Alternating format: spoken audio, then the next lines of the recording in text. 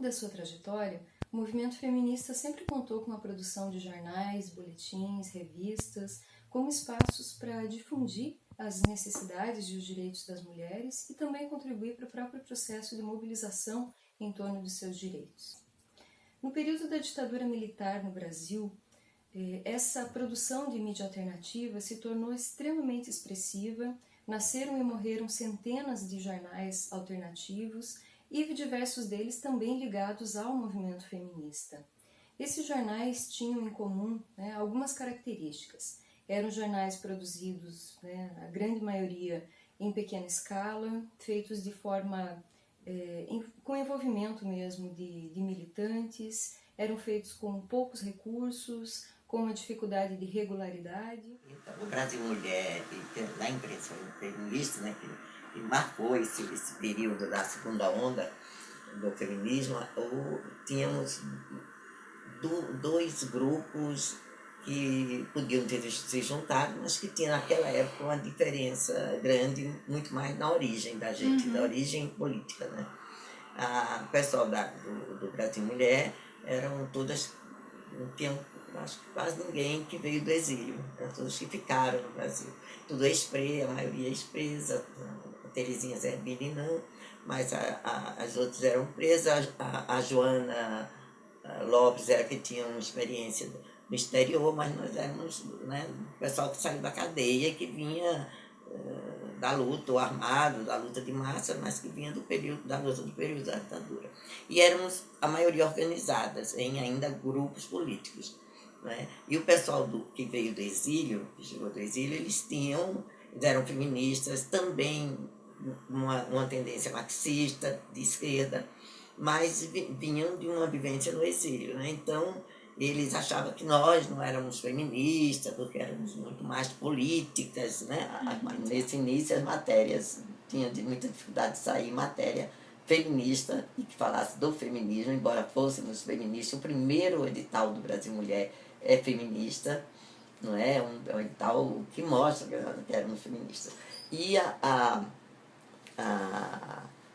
Terezinha tinha matérias também, matéria central do primeiro jornal, anistia perdão, anistia, no fundo ela dividia uma anistia dos dois lados, uma anistia ampla, mas no sentido não de restrita, né?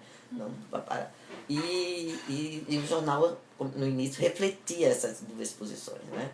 E as pautas eram feitas com muito conflito entre elas, né? entre as duas, e a gente começou a fortalecer a Joana. Mas a Joana saiu do jornal antes da Terezinha, né? E depois saiu a Terezinha.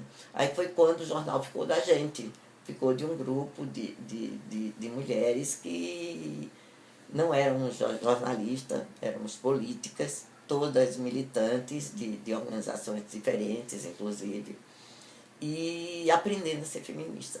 Os depoimentos das meninas, inclusive da Vera, da Melinha, da Yara Prado, no livro, né?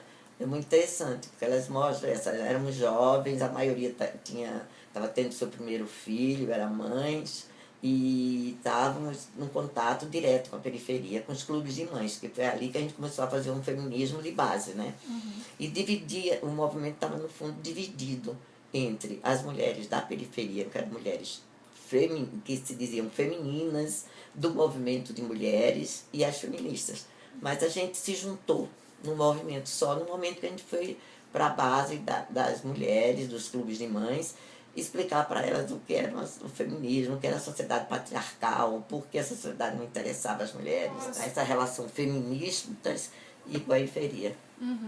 Que acho que o Brasil Mulher foi quem fez mais essa relação, porque a gente não era muito intelectual, a gente era militante mais mesmo, e vinha de militância, de partido político e tal, então essa relação com as mulheres da periferia foi muito forte para a gente, muito mais do que eu acho que os outros grupos de mulheres. Né? É assim, concomitantemente, eu sou do Jornal Movimento e do Brasil Mulher, porque o Brasil Mulher quem vai fundar é aqui no Paraná, a Joana Lopes, vai fazer o Brasil Mulher para servir de jornal para o movimento da anistia. Mas como o movimento da anistia é um movimento feminino pela anistia. E aí, quando eu chego no jornal, já está aquela discussão. O jornal tem que ser feminino e não feminista.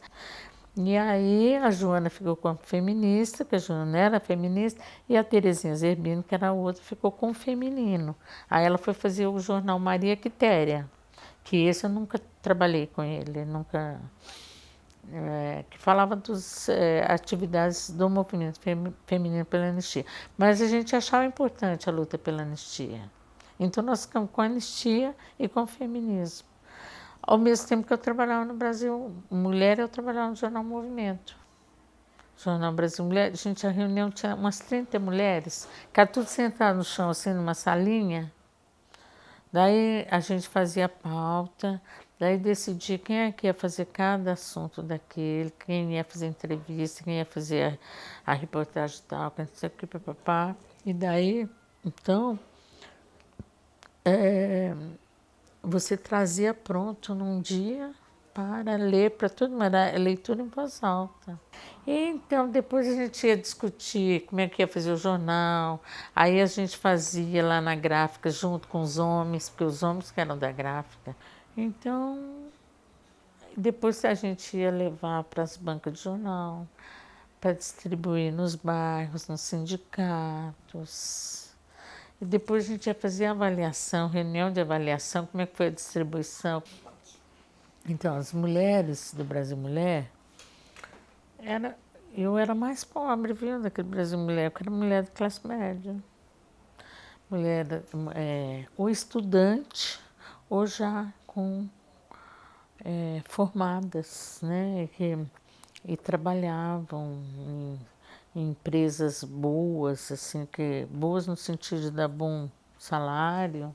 Tanto é que quem sustentava tudo éramos nós, né? Cada uma de nós dava um tanto. Olha, eu era do jornal Classe Operária, né? A imprensa clandestina, quando eu fui presa.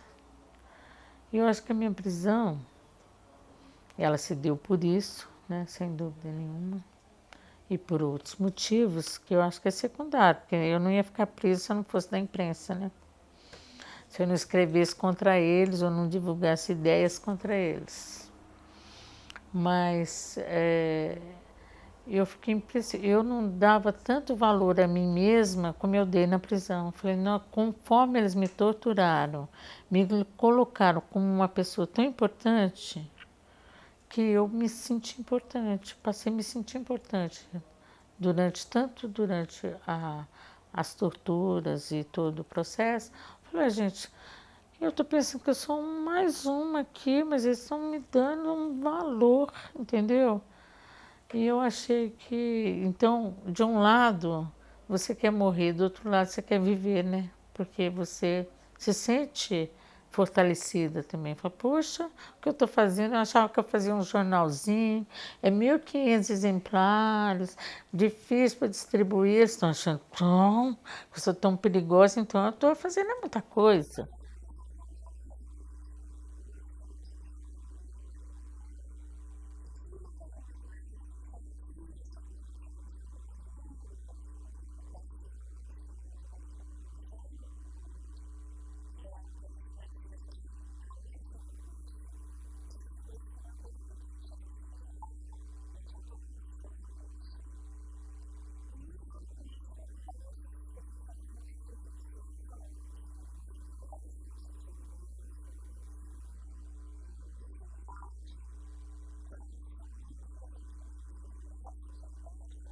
A pesquisadora Elizabeth Cardoso identifica, né, faz referência a duas gerações dessa imprensa feminista. Alguns veículos são mais conhecidos, né, em termos de registros históricos. O primeiro deles, que surgiu nesse período, né, nos anos 70, foi o Brasil Mulher. Esse jornal circulou de 75 até 1980. Um ano depois surge o Nós Mulheres, que circulou de 76 a 78, e esses jornais traziam características muito semelhantes. Ambos eram ligados à chamada dupla militância, eram mulheres que participavam do movimento feminista e também da militância nos partidos políticos. Pode-se dizer que da segunda geração, a experiência mais conhecida é o jornal Mulheril.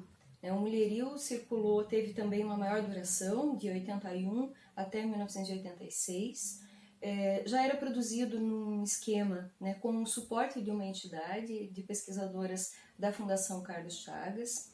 E é um jornal que, além das questões de classe que marcaram os veículos que surgiram antes dele, também começa a dar um espaço maior para questões ligadas a comportamento, a sexualidade e ao próprio debate em torno das questões de gênero. A motivação para a criação de muitos desses jornais se dava tanto pela crítica aos grandes meios de comunicação, que em sua grande maioria, ou na sua totalidade, reproduziam estereótipos ligados às mulheres, e também a falta de espaço na própria imprensa alternativa para tratar de questões específicas das mulheres. Porque muitas vezes esses jornais que faziam parte da própria imprensa alternativa ou hostilizavam o movimento ou entendiam como algo divisionista de uma luta maior contra a ditadura. A imprensa feminista foi um fenômeno que aconteceu em todo o país e cada vez mais os grupos organizados de mulheres sentiram a necessidade de criar os seus espaços de comunicação como uma forma de fortalecer o movimento, de difundir as lutas e mobilizar as mulheres em torno das suas reivindicações.